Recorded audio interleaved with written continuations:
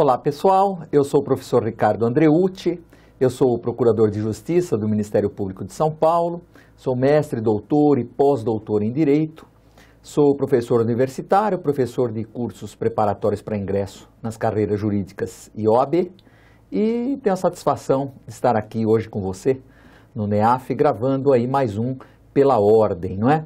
Então nesse Pela Ordem, nós sempre escolhemos uma questão, selecionamos uma questão importante, uma questão que já caiu no exame de ordem e fazemos uma análise dela para você, né, dando alguns componentes doutrinários que possam embasar o assunto e permitir que você responda uma questão semelhante se cair na prova. A gente sabe que as provas da FGV, via de regra, há uma reincidência de questões sobre o mesmo tema, não é? A gente já teve temas aí que caíram 4, 5 vezes, então não é porque um tema já caiu que ele não vai cair. Obviamente que não vai cair exatamente como já caiu, mas muito parecido. E aí, portanto, isso permite com que você possa enfrentar a prova com uma certa tranquilidade. Tá bom? Vamos pegar uma questão, pessoal? Então, vamos colocar aí para vocês, olha, da prova da OAB 2010, 3, né, que foi a primeira da FGV. A FGV começou, né, em 2010 nós tivemos 3 provas, a 1, a 2 e a 3. Então, essa é a 2010.3, que é uma questão muito importante, que vem tratar de um assunto que eu gosto sempre de deixar bem claro nas minhas aulas. Então, vamos ler comigo? Em 7 de fevereiro de 2010, Ana, utilizando-se do emprego de grave ameaça, constrange seu amigo Lucas, bem-sucedido advogado, a com ela praticar ato libidinoso diverso da conjunção carnal. Em 7 de agosto de 2010, Lucas comparece à delegacia policial para noticiar o crime, tendo sido instaurado inquérito a fim de apurar as circunstâncias do delito. A esse respeito, é correto afirmar que o promotor de justiça, letra A, deverá oferecer denúncia contra Ana pela prática do crime de atentado violento ao pudor, haja vista que, por se tratar de crime hediondo, a ação penal é pública incondicionada. Letra B, nada poderá fazer, haja vista que os crimes sexuais que atingem bens jurídicos personalíssimos da vítima só são persecuíveis mediante queixa-crime. Letra C, deverá pedir o arquivamento do inquérito por ausência de condição de procedibilidade para instauração de processo criminal, haja vista que a ação penal é pública condicionada à representação, não tendo a vítima se manifestado dentro do prazo legalmente previsto para tanto. E letra D, deverá oferecer denúncia contra a Ana pela prática do crime de estupro, haja vista que com a alteração do Código Penal passou-se a admitir que pessoa do sexo masculino seja vítima de tal delito, sendo a ação penal pública incondicionada. Bom, pessoal, vamos trabalhar um pouquinho sobre isso? Já já eu mostro alguns dispositivos para você, viu? Ó, tá aqui o dia 10, o artigo 10, o artigo 103, o 225, tá? Mas antes eu quero conversar com você sobre esses crimes. Você sabe que em 2009 nós tivemos uma alteração muito importante no Código Penal no que se refere aos crimes sexuais, não é? Passaram a se chamar crimes contra a dignidade sexual. Antes nós tínhamos o nome crime contra os costumes. E aí, em 2009, esses crimes contra os costumes passaram a se chamar crimes contra a dignidade sexual. E aí, justamente no primeiro capítulo desse título, né, crimes contra a dignidade sexual, vem os crimes contra a liberdade sexual. Então, antigamente, nós tínhamos o estupro, o atentado violento ao pudor, a posse sexual mediante fraude, e em 2009 isso mudou. E uma das mudanças relevantes que dizem respeito exatamente à nossa questão aqui, não é? É a mudança do estupro e do atentado violento ao pudor. Antigamente nós tínhamos o estupro no artigo 213 e o atentado violento ao pudor no artigo 214. O que aconteceu? O artigo 214 foi revogado, tá? Mas isso não significa, o fato do 214, que era o antigo atentado violento ao pudor, ter sido revogado, isso não significa que houve uma abolitio criminis. Isso não significa dizer que o crime foi abolido. Não. A figura típica que constava do 214, ou seja, a descrição do tipo que constava do 214, passou para o 213. Então nós temos hoje, né, a partir de 2009, nós temos o estupro como sendo constrangimento mediante violência ou grave ameaça, a conjunção carnal ou a prática de atos libidinosos diversos da conjunção carnal. Tá certo, pessoal? Então, na verdade, hoje, no 213, nós temos o estupro. Então, hoje, o estupro é tanto o constrangimento mediante violência ou grave ameaça à prática de conjunção carnal, como também o constrangimento mediante violência ou grave ameaça à prática de atos libidinosos diversos da conjunção carnal, tá bom? Então, não houve abolício criminis do 214, é que o crime anteriormente chamado de atentado violento ao pudor passou a se chamar estupro, tá? Só isso que aconteceu. Isso, claro, houve algumas outras implicações aí em termos de crime continuado, de crime único, mas não é isso que a questão nos pede. A partir daí, pessoal, nós temos então o constrangimento mediante violência ou grave ameaça à conjunção carnal. E aí a lei fala constranger alguém, então tanto homem quanto mulher. Aí você vai me dizer, então, mas qual ficou a diferença, então, entre o estupro na modalidade conjunção carnal e o estupro na modalidade atos libidinosos diversos? Você sabe que conjunção carnal, pessoal, vocês sabem, é a introdução do pênis na vagina. É exatamente isso, tá? Eu tenho que falar claramente assim para não ficar aquele, sabe como é que é? Não, não se sabe. É a introdução do pênis na vagina. Ponto final. Isso é conjunção carnal. Tudo que não for introdução de pênis na vagina é ato libidinoso diverso. Sexo anal, sexo oral, qualquer tipo de manipulação de órgãos sexuais. Perfeito? Aí é ato libidinoso diverso da conjunção carnal. O que é um ato libidinoso diverso da conjunção carnal? É todo ato tendente a satisfazer a lascívia e a concupiscência do agente. Tá certo? Então esse é um ato libidinoso diverso da conjunção carnal. E a conjunção carnal é a introdução do pênis na vagina. Ponto final. Bom, a partir da mudança de 2009, homem pode estuprar mulher, homem pode estuprar homem, mulher pode estuprar homem e mulher pode estuprar mulher. Então pode ser homem com mulher, homem com homem, mulher com mulher, mulher com homem. A nossa questão, ela dá o quê? Mulher com homem. Então é possível? É. Vamos voltar? Olha lá, 7 de fevereiro de 2010, Ana, utilizando-se do emprego de grave ameaça, constrange o seu amigo Lucas, bem-sucedido advogado, a com ela praticar ato libidinoso diverso da conjunção carnal.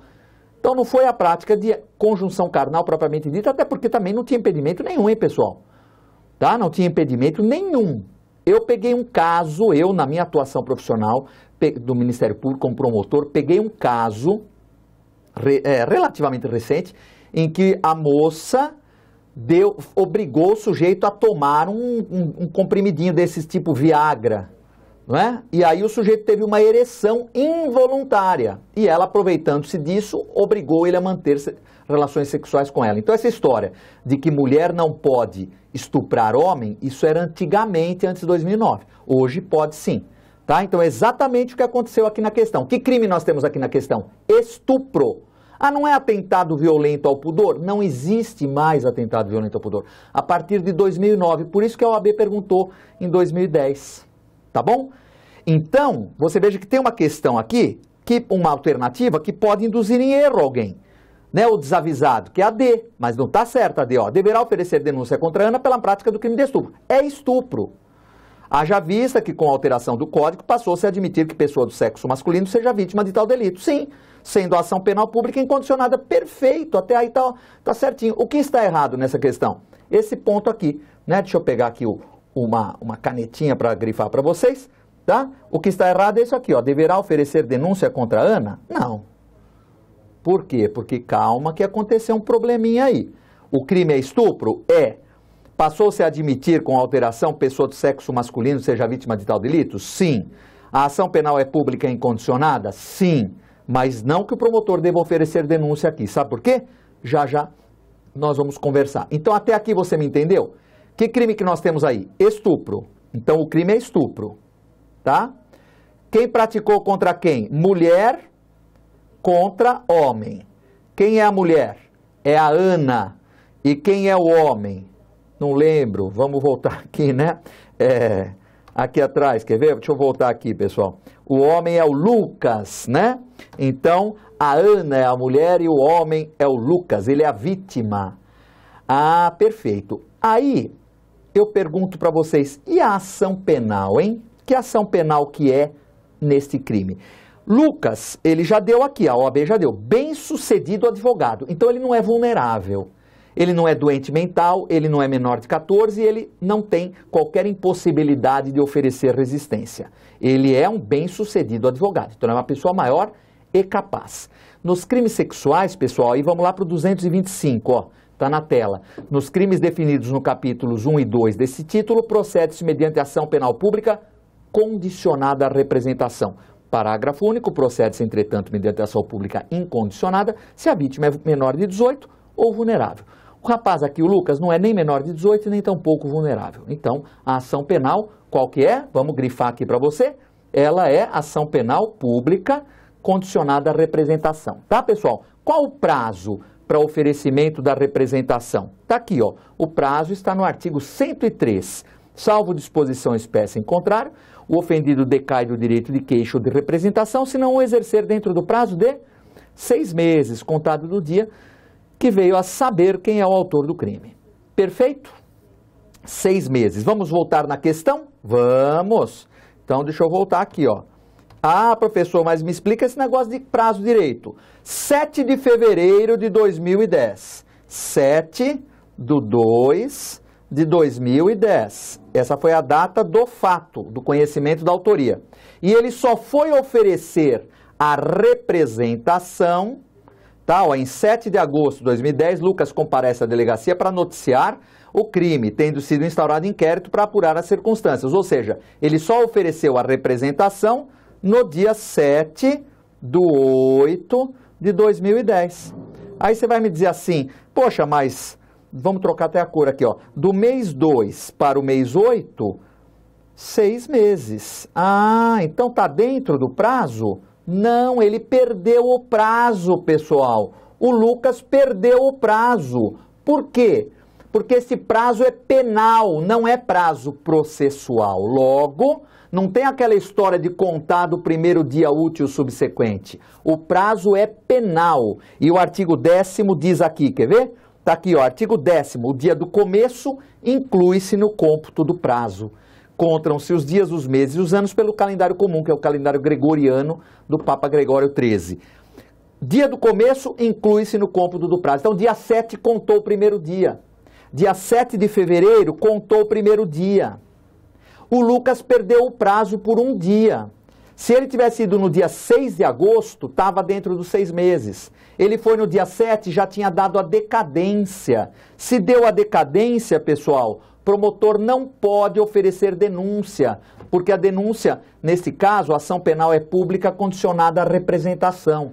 O Lucas não representou no prazo, ocorreu a decadência, o promotor tem que pedir o arquivamento. Está aqui, ó, é a letra C que é a certa. O promotor deverá pedir o arquivamento do inquérito por ausência de condição de procedibilidade para a instauração de processo criminal. Haja vista que a ação penal é pública condicionada à representação, não tendo a vítima se manifestado dentro do prazo legalmente previsto para tanto, 6 meses contados do conhecimento da autoria do fato. Perceberam que o Lucas perdeu o prazo? Cuidado! Cuidado, porque este é um prazo penal, não é um prazo processual. Prazo decadencial é prazo penal, o primeiro dia inclui-se no cômputo do prazo, certinho? Então aí tudo bem, é estupro, sim, 6 meses o prazo decadencial, sim, ação penal pública condicionada à representação, sim, o Lucas perdeu o prazo, sim. Era o caso então de arquivamento do inquérito. Não fosse isso, se ele tivesse no prazo, a resposta certa seria D. Mas se ele tivesse no prazo, aí sim a resposta certa seria D. Mas como ele não estava no prazo, o promotor tem que pedir o arquivamento do inquérito policial.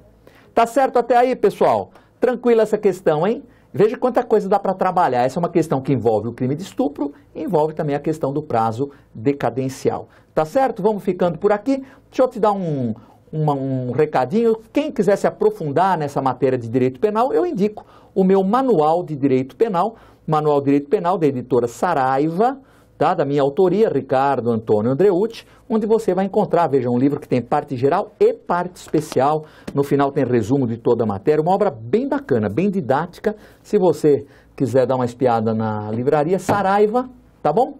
E eu tenho certeza que você vai gostar. Nos vemos numa outra oportunidade, pessoal. Obrigado pela atenção.